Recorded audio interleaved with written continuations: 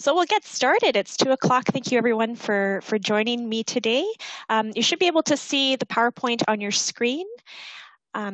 So welcome to the Alzheimer Society of BC's webinar on understanding dementia. Today we're going to be looking at tips and strategies for communication.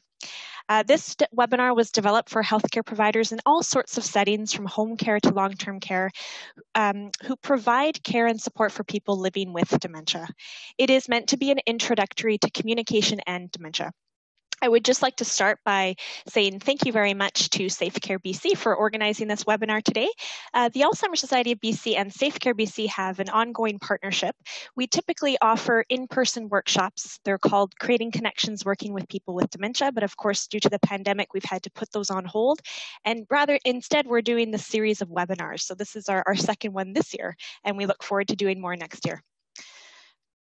Okay, so my name is Mariana Hudson, and I'm the Provincial Coordinator for Healthcare Provider Education at the Alzheimer Society of BC. And in my role, I spend the majority of my time ensuring that healthcare providers, such as yourselves, have access to information, the basics, so that you have the knowledge and skills that you need to provide person-centered care to people living with dementia.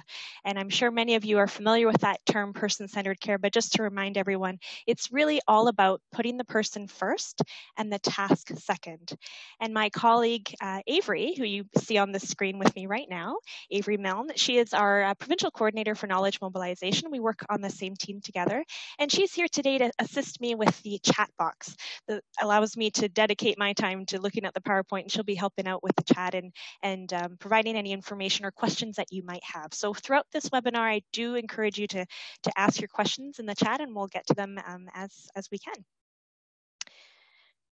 All right, so right now Mariana, I'm actually, oh yeah. Sorry to interrupt. Do you want to just lower your mic down a little bit? We're just getting a little bit of. Sure, how's that? Or maybe move it up a little bit. A little bit higher?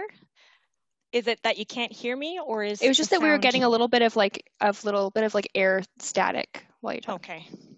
Well, how's maybe? Oh, I got a thumbs up. Does that sound better now? Yeah, I think that sounds good. Okay, sounds good. Thank you. And please sorry to interrupt. No, that's fine. Interrupt away. And actually, I was just going to say, Avery and I will both turn our videos off just to avoid any distractions as we go through the presentation. So I'm just going to stop my video, but I'll come back on towards the end. So Avery, you can do the same. Great. Okay. So the next thing we're going to just look at very quickly is housekeeping rules, just some ground rules to consider during this presentation. So if you do have any difficulty using Zoom, please do send a chat message to Jen Lesage, and she works for SafeCare BC, and she is our tech support for today. I encourage you all to keep your microphones and video off, again, just to avoid any distractions during the webinar. Feel free to share your questions or comments in the chat box throughout the presentation. And if you don't feel comfortable sharing your question or comment to everyone in Zoom, please feel free to send an anonymous one. You can direct your message to Jen Lesage directly, and she'll share that with everyone else. And for your information, this session is being recorded, and that recording will be shared with you afterwards, as well as a resource document. Some of the things that we'll be talking about today, there are handouts and some other links that are relevant to you. So we'll be sharing that with you afterwards as well. And what are the learning objectives? What are we trying to learn today in our webinar? Well, because it's a short webinar, we're doing 30 minutes of content, and we'll have 15 minutes dedicated towards the end. We really have just enough time to go over some high-level information. So we're going to start by exploring how we communicate and how dementia actually impacts communication. We will look at some tips and strategies for communicating with a person living with dementia, specifically using that person-centered approach. And finally, we will look at some of the resources that are available to you through the Alzheimer Society of BC. This webinar will provide you with an introduction to dementia communication. My hope is that you at least take one new strategy away, or if this is actually a review for you, I hope you're given that chance to reflect on your current practice. It's always good to stop and think about the habits that you've developed to ensure that your interactions are person-centered. Okay, so we're going to get right into understanding communication. And first, I'm actually going to just take a moment here to pause and get your thoughts through the chat box. I'd like to ask you a quick question about this photo that you see here. If you were to look at this photo, what would your first reaction be? Do you think that there is a positive situation happening here or a negative one? So feel free just to insert your thoughts. If you're in a group of people, hopefully you can all agree on what you think it might be that's happening. Just you can write positive or negative, or you can share your thoughts on what might be occurring in this situation. And then Avery, if you don't mind just quickly summarizing what people are saying, and if hopefully there is a majority or a consensus. Yeah, it seems to be a consensus of positive. We're seeing a few comments like, there's good eye contact. They appear to be smiling at each other. So I think the consensus is that it appears to be a positive interaction. Wonderful. Thank you very much. And that's exactly the impression that I got as well from this photo. And this is just an example of how we can actually communicate without using words. None of us are in this surrounding, in this environment. We don't know these people, but just by looking at that image, as a number of you have pointed out, there's smiling happening, at least from the person on the left. The person on the right, there's maybe a smile or a smirk, but this person looks like she's listening quite intently. Also the fact that they're leaning in a lot. So these are some examples of our nonverbal, our body language, and how actually important that is for communication. And I'm just going to go here through a few ways that we communicate.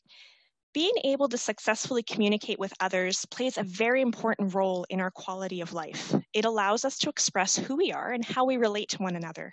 Communication, though, is more than just talking and listening. It also involves understanding and interpreting. So let's look at 3 ways that we communicate with one another. First, by looking at verbal. And this is a good example, the person on the headset, kind of like me today with my headset. And if we pretended this was a telephone, if you think about a telephone, you use just words really when you're communicating. So verbal represents the words that we say. And verbal can also be not just the words we say, but also the words we write down. So things that you read and write. Another important way that we communicate is through our nonverbal. And those are things like our posture, how we present ourselves, our body positioning. Are we above somebody or are we kind of at their same level? The gestures that you may use with your hands. And I know you can't see me right now, but I'm using a lot of my hand gestures as I speak and as I'm presenting today, and that's my way of communicating. Another way we use nonverbal is through touch, our facial expressions, and very importantly, our eyes. All of those can convey meaning in different ways. And finally, we've got the person here, the loudspeaker. So the paraverbal, this represents the tone, the pacing, the pauses, etc., the timing of our words, and the volume of our voice. So these are all 3 different ways that we communicate. Now, different studies have actually shown that nonverbal communication, so the person on the bottom here, the one that represents our body language, our gestures, our facial expressions, can actually be one of the most effective ways of communication. And this is actually really encouraging when it comes to supporting people living with dementia, who will tend to experience some form of communication challenges over time. When verbal communication is lost, maintaining a relationship with a person living with dementia can actually be complex and challenging. Knowing that we can create connection and meaning through our body language and through our tone of voice means that you can continue to connect with people living with dementia, even when those objective words begin to lose their meaning. Now we're going to look at how dementia actually affects communication. So the regions of our brain that are necessary for speech and language are primarily on the left side temporal lobe. So the temporal lobe, you can find your ears, and it's sort of in that part of your brain. Or the frontal lobe, that's the front part of your brain. When damage occurs in these regions of the brain as a result of brain diseases such as Alzheimer's disease, or maybe vascular changes in the brain, the person has difficulty with communication. So I'm going to just go through a few ways that communication changes occur in due to changes in the brain responsible for speech and language. So we'll start with the fact that some people living with dementia might actually have difficulty with the language in. That's also known as receptive aphasia. So really understanding and comprehending the words that other people say.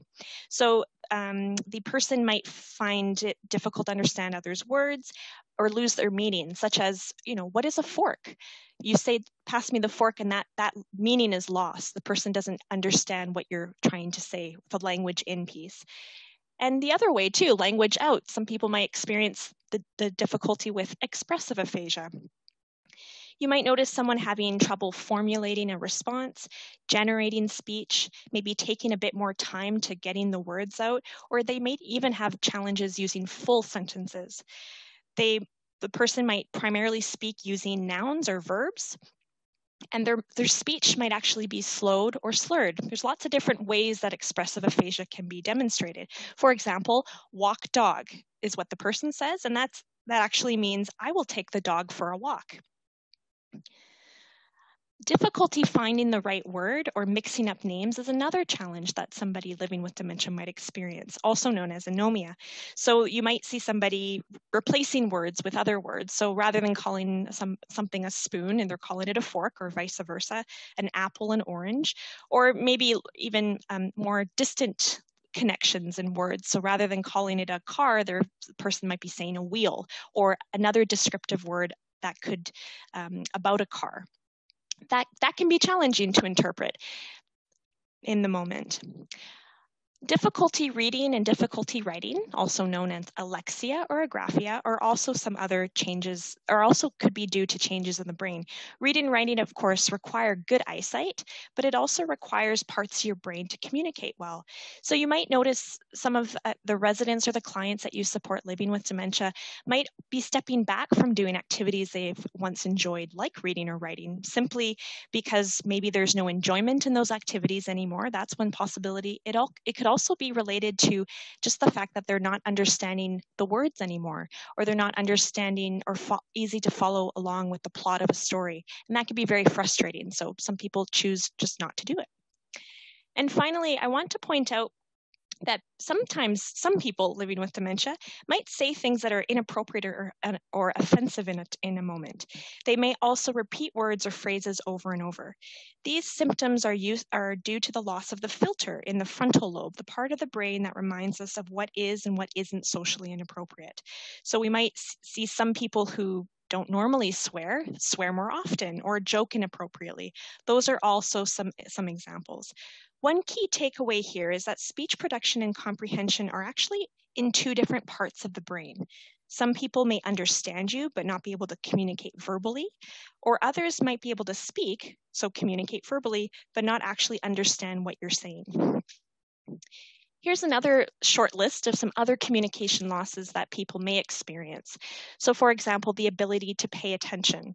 Some people might get distracted very easily or find it very difficult to follow along in a conversation. Remembering what one wants to say. So the person might wander off in the middle of a conversation because maybe they've lost their train of thought and they've forgotten what they want to say in that. Following along with social conversations or story plots. Now, this is something that I've encountered many times with several of the people living with dementia that I've worked with, and oftentimes you start seeing signs of people withdrawing from social conversations.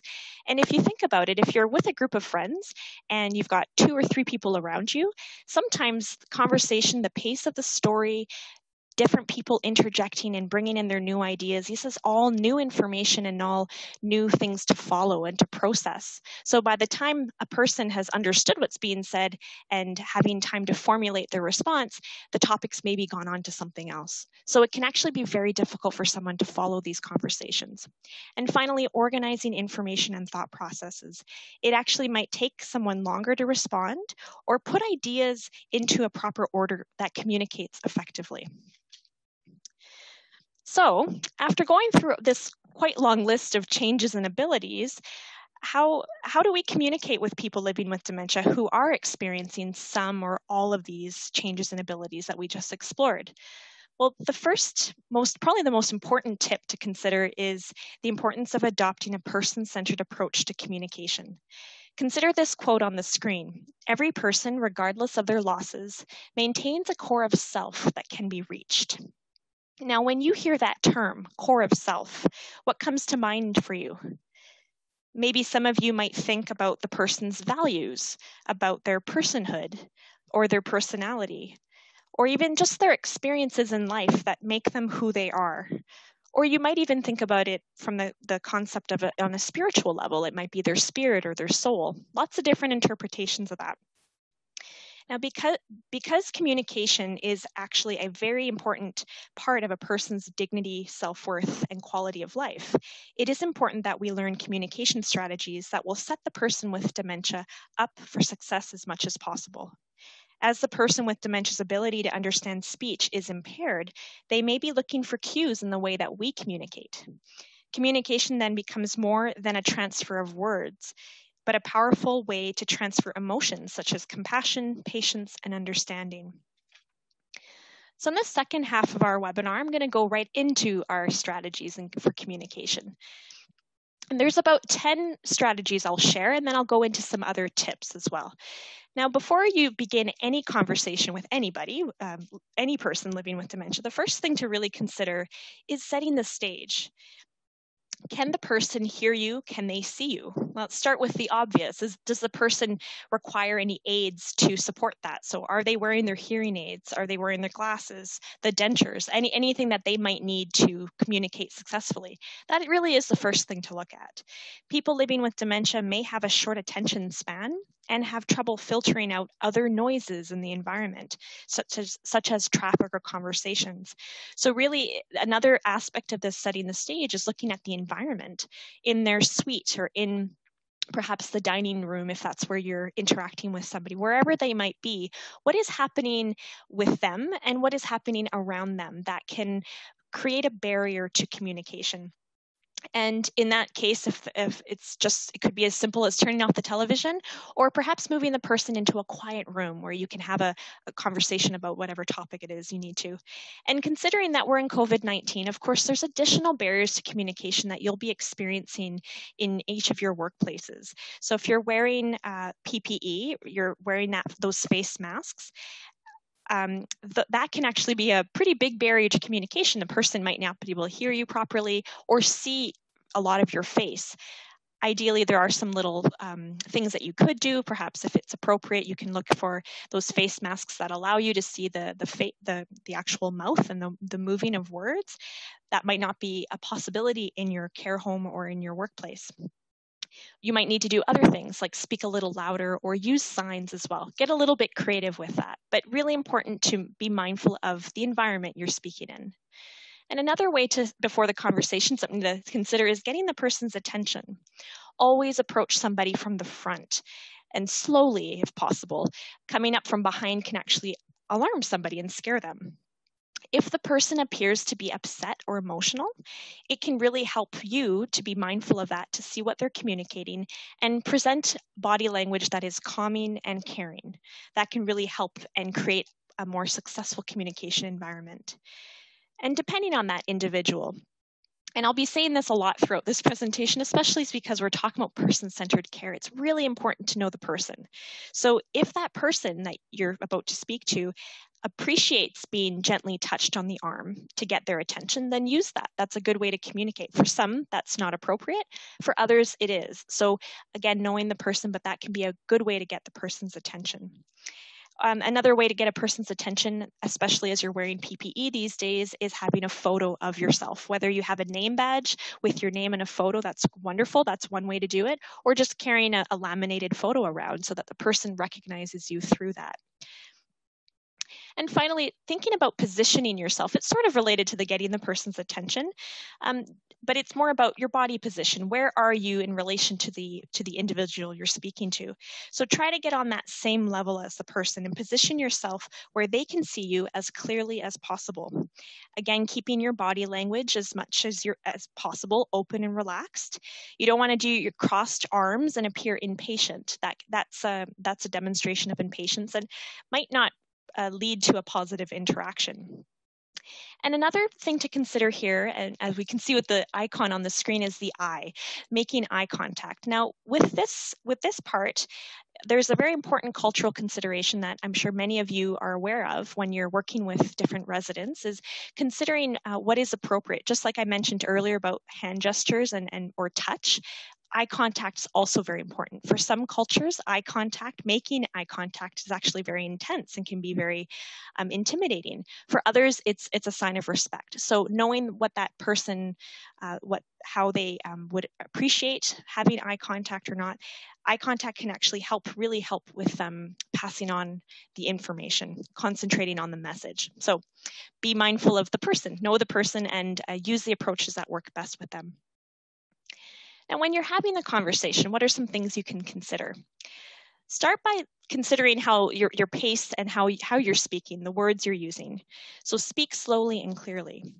Remember that while the person's brain is processing information much more slowly than yours, the pace of your conversation will depend on that person's ability and where they are at in the disease. So you want to really use simple words and short sentences to make the message clear. And you also want to consider in this context if the person has hearing problems. Lowering the pitch of your voice is often better than increasing your volume. Share one message at a time. Break down your instructions or thoughts into short, single sentences and limit choices. Too many thoughts or ideas at one time can be quite confusing. Give the person time to absorb what you're saying before moving on to the next sentence. So, for example, something that you maybe shouldn't do is if you're going into someone's room and you're preparing them for the day, this might not be a good example. Okay, Bill, it's time to go down for lunch. Also, remember that your daughter Sandy will be visiting this afternoon. Oh, and tonight they're showing your favorite movie on TV. So although those are three probably important messages to convey to Bill, is this the right time to share that? Probably not. You're focusing on one thing on a time, which is right now it's about going down for lunch and enjoying that. So later on, hopefully in the day, you'd pass out those other messages around, but in that moment, that might be too much information for someone to process. So just being mindful of when you share that information. And finally, in this slide, take your time. Take your time and allow time for a response. It might take a while for that person to gather his or her thoughts. So it's okay to just wait and give that time to that individual.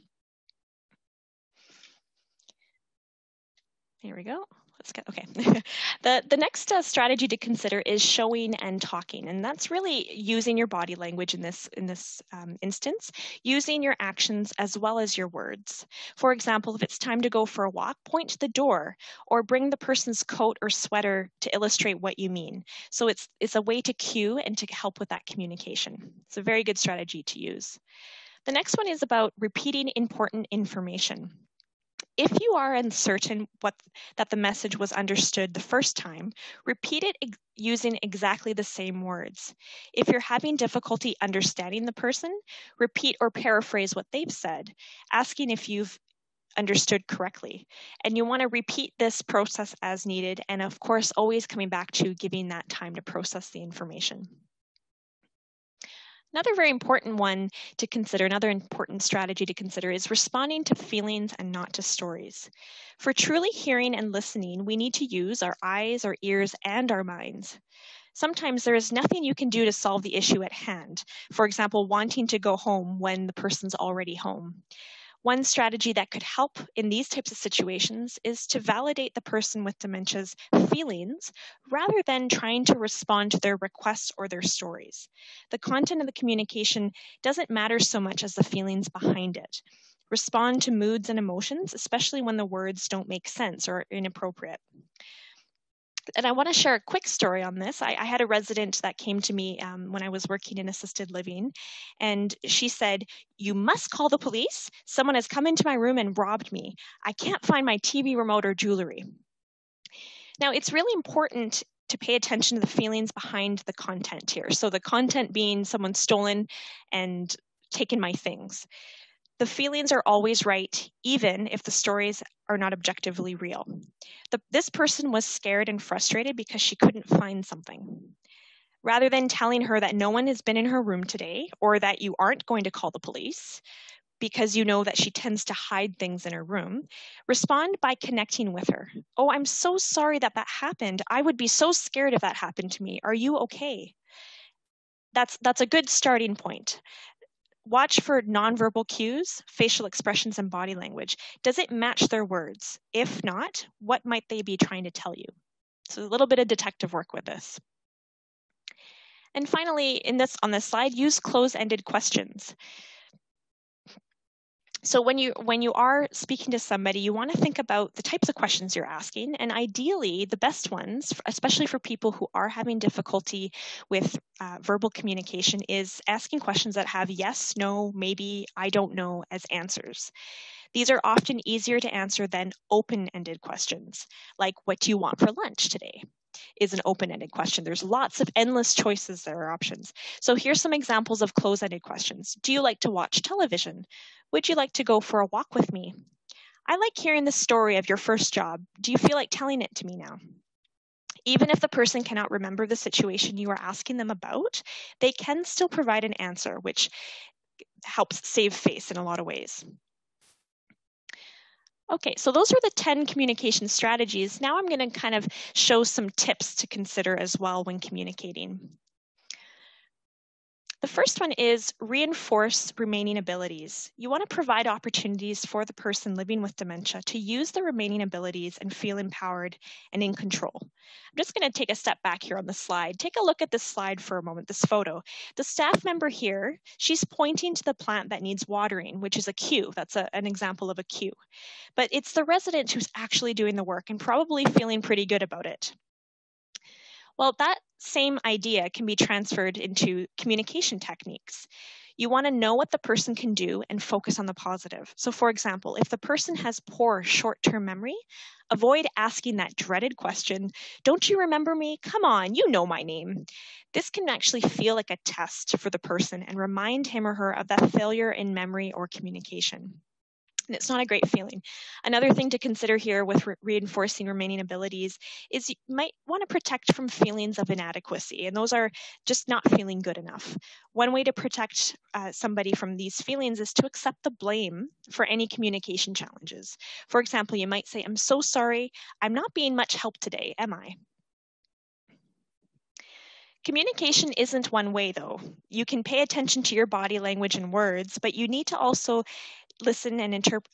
You also need to understand and interpret what the person is trying to say in the moment. Listen closely with your eyes and ears. What are their words saying? What is their pitch and tone saying?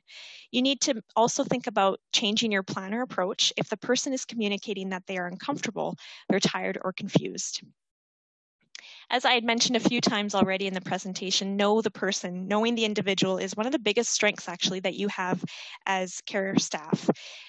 In this example, for example, when communication challenges happen, you might or might not want to use humor, depending on the person. Is the person open to this, or will they feel like you're laughing at them or with them? So really changing your approach or using the approach that works with that individual. You also want to include the person in conversation. Avoid talking about them in front of them. As you can imagine, it's very painful to be talked about as if one isn't there. Remember that they are a person who can still express and perceive emotions and feelings. So what happens if you can't understand the person? Sometimes you're trying all these techniques and trying to understand the person, but it's just not working out. And both you and the person living with dementia are starting to get frustrated. This can happen, especially when you're trying to get to know someone new. So consider these. First thing to do is avoid arguing. This can be harder to do in practice sometimes, but really trying to stay positive and patient. And kind of coming back to responding to the feelings and not the stories. This is an example of a technique that you can use. Try not to take things personally. Again, another thing that can be harder to do in practice. Remember that the person has brain damage, and an aspect of brain function that is typically affected early on is judgment. The part of your brain that tells you what you can or cannot do, that social appropriateness, isn't working really well. So, for example, think of that person who might yell at the receptionist at an assisted living facility and calls her names. All of this in front of several other people. What can the receptionist say? Maybe something like, I'm so sorry that you feel this way, Mr. Smith, is probably a good start. acknowledge what is happening. For example, you could say something like, "It's frustrating for us, isn't it? You can't find the words you want, and I'm having trouble understanding what you mean. I'm sorry." This approach maintains respect for the person by showing that you understand the situation. And finally, connect, don't correct. Respond to that emotional tone of what the person is saying. You may not understand all of the words being said or perhaps the gestures they're using, but you might recognize emotions such as anger or fear. For example, consider in a home care situation. If the person thinks that you forgot to let them know about an appointment, it is better to try and apologize and acknowledge that they feel frustrated rather than trying to convince them that you actually called them yesterday and this morning to remind them about the appointment. You may say something like, "I can see how frustrated you are. Let's get this sorted out now. We can always reschedule if necessary." So that brings us to the end of our tips and strategies. Now, I'm mindful of the time, so I'm actually going to just zoom through a couple of these slides. We unfortunately don't have time to do a scenario that I was going to do with everyone. So my apologies, just going through some slides here. And I'm going to just take us right to some resources for you. So I just want this slide and actually the handout that will be provided to everyone will contain information and links to these resources, so you don't need to write them down, but just want you to know that the Alzheimer Society of BC is here for you. One way that we can support you is through our online resources. And we do have resources on COVID as well as a healthcare provider survey. So if you had time and you wanted to share your experiences about supporting someone living with dementia during the pandemic, we'd love to hear from you. So that is a website that you can access to do that. And there's lots of webinars as well on our website that can provide you with additional information. And here is our contact information. Two things I want to point out here is that we have the Dementia Helpline. This is a helpline that is province-wide. We offer it in a few different languages, and it's offered for people living with dementia, their caregivers, and healthcare providers. So if you're experiencing a situation in your workplace and you want more information or new strategies or suggestions, you're welcome to use this number and consult with one of our staff members. This is a good resource also for families that you're supporting who might be able to use a little bit of extra support at this time. And I've also included my email address at the bottom and phone number if you have any further questions after today's session. So now I'm going to go right to the question period. So I'm going to turn my camera back on just so you can see me. Hello again, everyone. And Avery is too. Wonderful. And so this is sort of the opportunity for you to ask any questions, any clarifications that I can provide from the content from today's webinar. And if you don't feel like you have any questions, that's okay. I welcome you to share some comments about what is it that is most relevant to your work that you learned about today. So Avery, when you have a chance, just let me know how the chat's going and I'll... Yeah, no questions yet, but we'll give everyone a few moments to no problem. Type away anything that you're wondering, or even anything you wanted Mariana to maybe expand on. And as well, if you would like to ask a question anonymously, feel free to send them directly to Jen. Great. And while you're kind of thinking and hopefully typing any questions or comments, I'll just let you know that one topic that I was unable to get through today, and there's lots of things to say about communication, so I really had to pick and choose what I wanted to chat about for 30 minutes today. But one of the resources I'm sharing with you in the resource document, and actually maybe Jen might share that in the chat box right now if that's possible, or through an email afterwards, whichever's easier. One of the resources I'm sharing on the resource document is called person-centered language. So we've talked a lot about person-centered approach, knowing the person, using that information that you know about them to really have successful communication with that individual.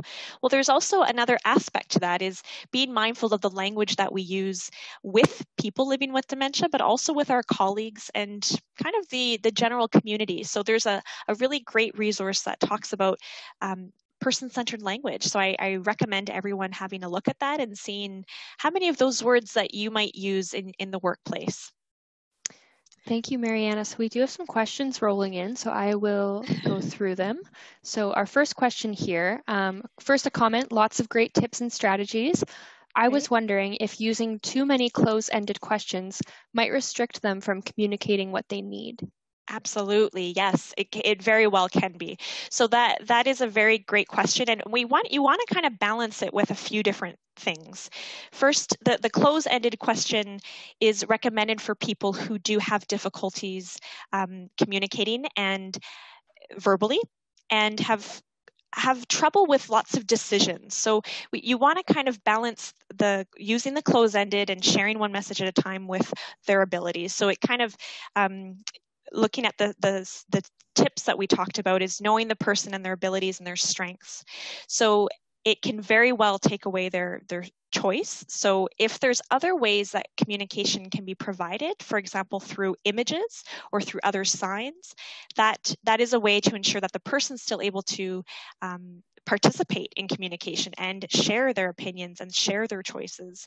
So that's a very, very excellent point. And I wouldn't recommend doing it to everybody. It is person by person. It's person case situation. So if the person appreciates not having been being asked so many questions, just kind of cater those questions in that way. I hope that helps. So the comment's excellent, and I agree with that. You want to use it on a case-by-case basis. Wonderful. So another question here. What tips do you have for redirecting residents who are supposed to be isolating away from other residents' rooms? Ooh, excellent question. And actually, I'm not going to necessarily answer that one today. And the reason I'm going to say that is because that's actually a whole webinar in and of itself. I would, again, come back. Well, a quick answer is to we have to understand how the person receives communication and information. So a very, very quick answer to that question is, again, coming back to knowing the person, their abilities, what is the best way to communicate? What are their other changing abilities? What is happening? Is it the short-term memory that's a challenge? Is it the communication that's a challenge? And working together as a team with your colleagues and their family to find ways to remind that individual about what's going on. This topic is actually the reason I initially said I'm not going to answer that. Sorry about that. That shouldn't have been the first thing coming out of my mouth. Is that we actually talked about this topic in June. This very topic about supporting people to remain on isolation and tips for strategies, because that's more behavior related. A part of it is communication and knowing how to communicate well with that individual. But another part of it is approach and strategies for that. So for that individual asked that question, I recommend you taking a look at the webinar that we did in June for SafeCare BC. And there's an accompanying guide that comes with that information that can give you all sorts of tips that are a combination of communication strategies, but also approaches. You want to try different approaches in that situation. And that particular link will be shared on the resource document as well. So all that information will be accessible afterwards. Wonderful. So I'm not seeing any other questions at the moment. Sydney, who had asked the first question about the open versus close-ended questions, had said, thank you, that was great advice. So okay, wonderful. Sounds like you did a great job addressing that question. And Jen has just said, if you would like to see that webinar and resources, feel free to send Jen a message at jlasage@safecarebc.ca. Oh, that's right. Yeah, that was actually what I wrote on the resource document was, if you are interested in looking at that webinar that I just mentioned, it's 30 minutes just on understanding behavior and what's actually being communicated when somebody is demonstrating a change in their behavior, whatever that might be. They're suddenly becoming very anxious or agitated in a situation. What can you do in those circumstances? And I'm certain being asked to be put on isolation and trying to prevent people from going into other people's rooms, that's a challenging situation in and of itself. So there are some excellent tips, I think, on that in that resource that would help that individual who's asking that particular question. Wonderful. So if anyone has any more questions, feel free to pop them into the chat box and I can pose them to Mariana. It looks like there's not any other questions at the moment. Oh, yeah, just another comment that right now we're asking residents to stay in their rooms and they're so depressed. What should we do? Oh, yes. Oh, that is absolutely another excellent question. And the reality of the pandemic that we're experiencing, we are hearing from so many families that very situation. That's not, unfortunately, that's not a unique situation for that particular person. And that is certainly a consequence of this depression, feeling feeling isolated, loneliness that can come from this, and all of those unfortunately, all of those experiences can actually impact a person's cognitive abilities as well. You might start seeing other changes and changes in symptoms, which is an unfortunate consequence of that. So what can you do for somebody who's feeling depressed or feeling very isolated in their rooms? There's, I think, a lot of there's a lot of things come to my mind, and actually something that I want to share. Maybe I'll do this after the fact. There's some excellent resources that we have at the Society. We actually have a COVID-19 page. I mentioned for healthcare providers, but we also have it for family members, and lists of activities and things that they can do to support the person in their room in that situation. So I'm assuming that this person has family, though there's some people that do live alone and don't have that kind of extra support. So I would encourage you to visit our website. There's lots of lists of activities there, things that you can propose to the individual, perhaps different things that they can maybe find time to do in their room, or if they have the ability to access technology, staying connected to their family, friends, or their other residents in the home as well. I would recommend having a look at those resources to see if there's anything that fits that particular individual.